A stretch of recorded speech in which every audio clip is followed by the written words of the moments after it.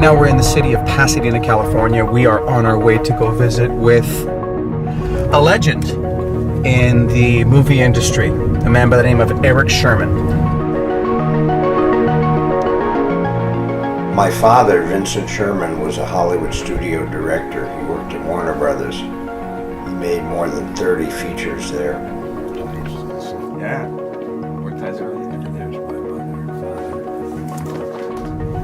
Is a producer.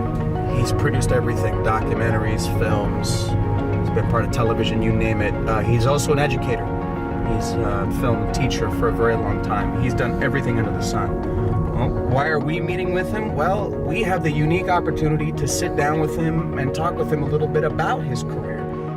He's been linked and connected to everyone. I mean, Orson Welles, Francis Ford Coppola, Bette Davis and Joan Crawford and Errol Flynn and all the way up to Paul Newman and Richard Burton. So we have a great opportunity here today to sit down and talk with truly one of a kind. My childhood was different because my father was a generous-spirited man. He paved the way for me to have an entrance to all those people. So this was the film that you really feel more than any other project that you've done that you're most proud of? Yes, this is a poster for After Freedom, the feature I produced. Of the people I've worked with, Orson Welles is certainly one of the greats. In 1970, I was a young man. I received a phone call from Peter Bogdanovich saying, "Want to work with Orson?" And I said, "Orson who?" He said, "Welles, of course." And I said, "Sure." So I went over to a house that Orson had rented in Beverly Hills. And he said, "Hi, son, nice to meet you. Put your camera over there, give me a 23 here." He held up his fingers in a circle where he wanted the lens. He never looked to the camera, but he knew if I was in the exact place that he wanted. Orson had complete control of the set at all times. He would orchestrate about 6 positions, so we'd shoot for 1 hour. And I said to myself, my God, this is controlling a set. So ever since then, I've had my own hidden standards as what it means to control the set. That's I. Oh, well. With George Bush, our president. He emailed all of us. We were in the same class at Yale. And he invited us to the White House. Right. And I never was that crazy about his politics. He was so gracious, I can't tell you. It made me reevaluate everything that I thought about it. Really? Very generous spirited, very personable, seemed to remember me even from what he said. In 1965 through 7, my roommate at Yale made a film called Sally's Hounds. We had no idea what we were doing. I was starring in it, assistant directing it, shooting some of it, and I had never shot a film before. By the time we were done, we knew how to do it. We made every mistake you could make. But since we weren't stupid, we made each mistake only once. We showed the film to a few people. It was a 2.5 hour long feature. And people said, gee, this is good. One thing led to another. We ended up showing it at the Cannes Film Festival and the New York Film Festival. And I was reviewed as an actor in it, and the author of that review became a friend of mine. He was writing for Variety. And one thing led to another, and I ended up making my own first production called Charles Lloyd Journey Within, about a jazz musician named Charles Lloyd, who was thankfully still with us, a wonderful man and musician. And I went all over the world with him, carrying the camera on one shoulder, the tape recorder on another shoulder, the microphone in between. And we traveled the world filming that, and it was the first major jazz documentary. And then I showed that to the same author for Variety, and he called it perhaps the best documentary ever made about a jazz musician. I am Clint. Yeah. He's in his mid-80s, he's still making 2 films a year. He always comes in on time and on budget. How is that, you know? Very unusual sensibility. When you have, you know, the formula, you have the formula, I suppose. Yeah. And he's not interested in perfection, he's interested in getting his message across. Message.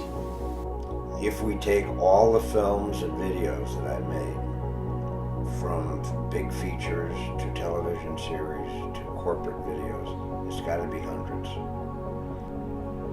As for me and many filmmakers, when we finish a piece of work, we go on to the next one.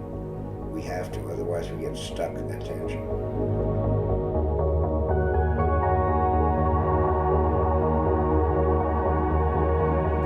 We got over 100 awards for that show, the TV show called Futures. We went to 500 locations, 24 episodes, shot and shot and shot. It was like a military operation. It was impressive. In many ways, I'm quite proud of that. And Escalante loved it, and it was shown all over the world and still being shown. And we had a public relations person working on the Future show. And he said, "This is going to get a Peabody." And I said, "What's that?" I didn't even know. I later found out it's the most prestigious award in television, bigger than the Emmys and everything else. You know, for you, I think more than anything else, I mean, it's nice, but it didn't pay the next month's light bill, did it? It did not. Very true. Yeah. But Futures did. It didn't hurt. All I can really say to you is, when you get an award of magnitude, you feel good, of course, but it just means there's that many more shows left to make. I've still got to make many shows.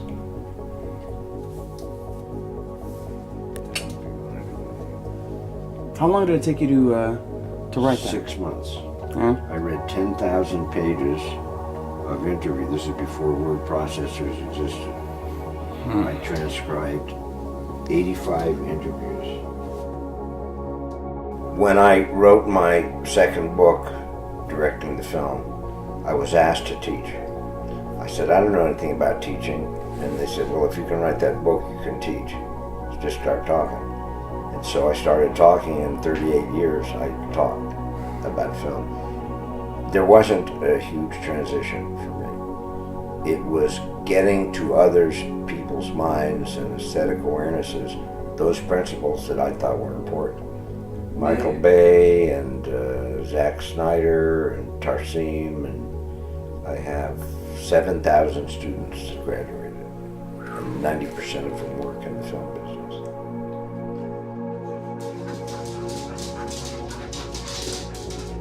Well, what are their names? The white one is named Dee Dee.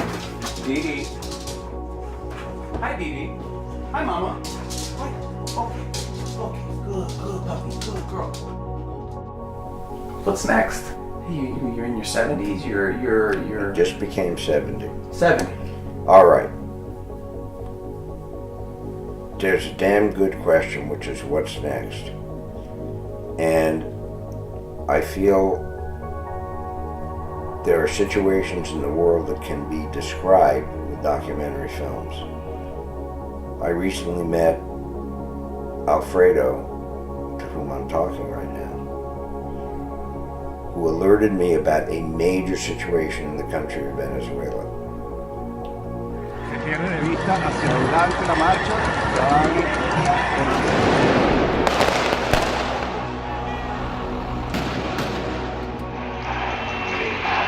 Sí se puede, Venezuela. I knew nothing about it, and I'm not a stupid man, and I read the newspaper every day. I just didn't know. What's happening there must be made public, because if it is, it will change. And I'd like to work with Alfredo and his associate Reynaldo, who was a longtime friend of mine, to see what we can do to bring this situation to light. Because it's got to change. We don't want a country to burn up and go south. We will have to talk about rolling up our sleeves. We'll really have to roll them up.